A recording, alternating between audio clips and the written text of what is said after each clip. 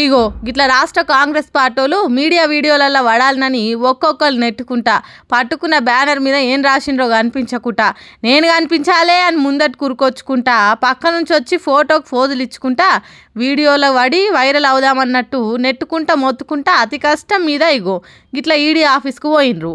ఆడికి పోయి మోడీ సర్కార్కు వ్యతిరేకంగా నినాదాలు చేసుకుంటా ఈడీ డిపార్ట్మెంట్ను తిట్టుకుంటా మస్తు లొల్లి చేసిండ్రు. తర్వాత మన కాంగ్రెస్ లీడర్లు ఎంత మంచిగా మాట్లాడినరో ఇనుండ్రి. చెవులతో నేనే మాట కాదు కాబట్టి బీపేసినాం కానీ ఓ కేంద్ర మంత్రిని పట్టుకొని అట్లా అనొచ్చా?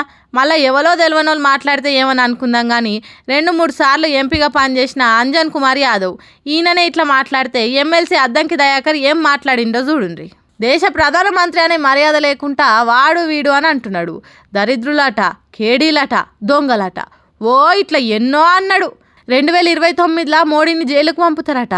తెలంగాణలో అధికారంలోకి రాగానే జైలుకు పంపిస్తాం అన్నోళ్ళని పంపినట్టు మోడీని కూడా పంపుతారు కావచ్చు. తర్వాత మంత్రి జూపల్లి మాట్లాడుకుంటా ఇన్నరా రాహుల్ గాంధీ అంటే మస్తు భయపడుతున్నాడట. అందుకే ఇట్లా వచ్చిరాని కేసులు పెట్టించి వాళ్ళని తిప్పల పెడదామని చూస్తారట. 100 మంది మోడీలు వచ్చినా రాహుల్ గాంధీని ఏం చేయలేరు అన్నట్టు చెప్పిండు. ఓ ఇట్లా ఒక్కొక్క లీడరు ఒక్కో తీరుగా మాట్లాడినరు కానీ అంజన్ కుమార్ యాదవ్, అద్దంకి దయాకరు, జూపల్లి అసొంటోళ్ళు చెప్పిన మాటలే హైలైట్ అయినాయి. మరి చూడాలి వీళ్ళు ఈడీ ఆఫీస్ ముందు చేసిన ఈ యుద్ధంలతోని నేషనల్ హెరాల్డ్ కేసును వెనకకు తీసుకుంటుందో ఏమో అని.